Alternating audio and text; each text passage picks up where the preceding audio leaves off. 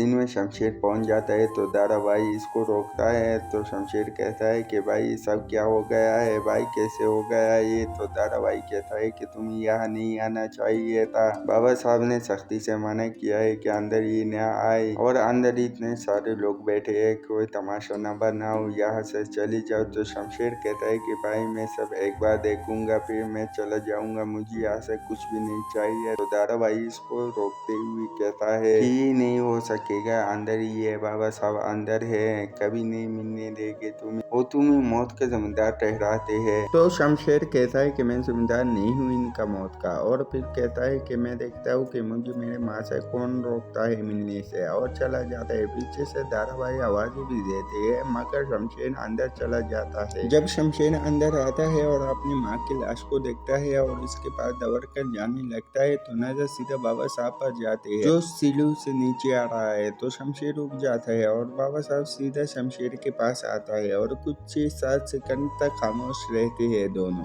फिर बाबा साहब गले से शमशेर को लगाता है तो शमशेर रोने लग जाता है, मगर बाबा साहब एक चट्टान की तरह खड़ा होता है और कहता है कि तुम्हारी जरूरत कैसे हुई कि तुमने मेरे घर में कदम रखा।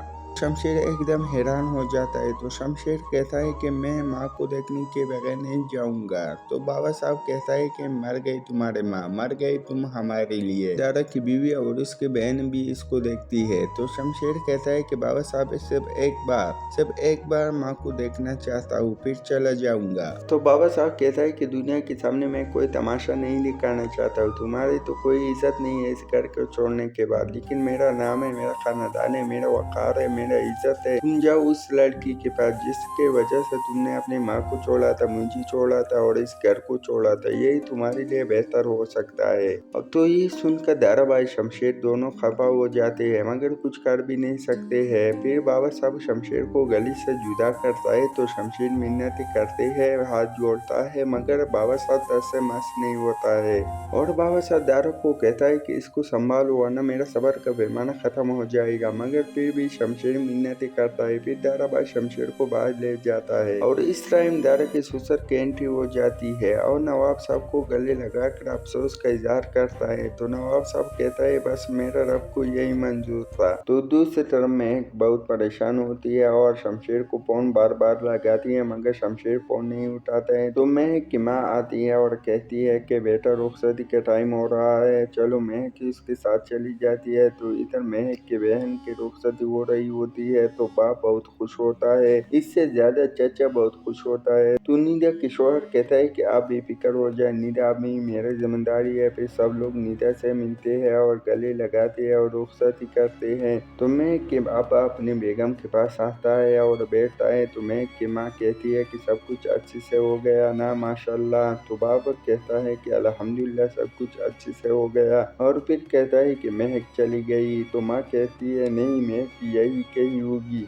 मैं देखती हूँ जाके। बाप उसको मना करता है और खुद ढूंढता है। तो महक के अब्बा जब महक के पास आता है तो कहता है कि सब कुछ खैरियत है ना बेटा। तो महक कहती है हाँ बाबा सब कुछ खैरियत है। तो बाप कहता है कि परेशान क्यों लग रही हो। तो महक कहती है नहीं बाबा परेशान तो नहीं हूँ। तो बाप कहता है कि मेरे बच्चे मेरे तबीयत अभी ठीक है, कह दो जो कुछ कहना है, छुपाने की कोई ज़रूरत नहीं है। तो महक कहती है नहीं बाबा कोई परेशानी की बात नहीं है, बस शमशेर नजर नहीं आ रहा है, फोन भी नहीं उठा रहा है, फिक्र हो रही थी, तुम ऐसे करो कि आज रात हमारे साथ रह जाओ। तो मैं कहती है नहीं बाबा मैं नहीं रुक सकती हूँ क्योंकि आज ये मेरे जॉब लगी है।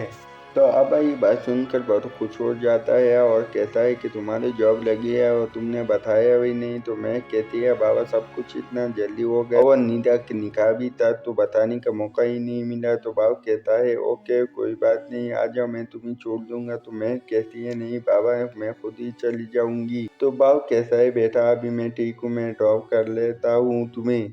तो महक जब घर पहुंचती है और दरवाजा खुलती है और देखती है वहाँ शमशेर सर पकड़ कर बैठा होता है। शमशेर ऐसा कैसा तुम मुझे अकेला छोड़कर गायब हो सकते हो, उधर इतने लोग थे जिनके सामने मुझे शर्मिंदगी हुई, मैं तुमसे बात कर रही हूँ शमशेर, कब तुम्हें अपनी जिम्मेदारी को एहसास होगा। तो शमशेर सर से हाथ हटाता है और रोते हुए नजर आता है। तो महक भी परेशान हो जाती है और पूछती है कि शमशेर क्या हुआ है, तुम ठीक हो ना। तो शमशेर कहता है कि माँ चली गई। तो महक पूछती है कि कहाँ चली गई। तो शमशेर रोती हुई कहता है कि माँ मुझे हमेशा छोड़कर चली गई है। मैं मिलने गया था उसको, बाबा साहब ने आखिरी देखने भी नहीं दिया। तो महक के आंखों में भी आंसू आ जाते हैं और फिर शमशेर कहता है कि देख के मारकर मुझे बाहर निकाल दिया है। और फिर कहता है कि मैं सच में बुरा इंसान हूँ, मैं डिजर्व करता हूँ ये सब कुछ। तो महक इसके फेस को अपने हाथ से लगाती है और सहारा बनती है और शमशेर बहुत रोता है।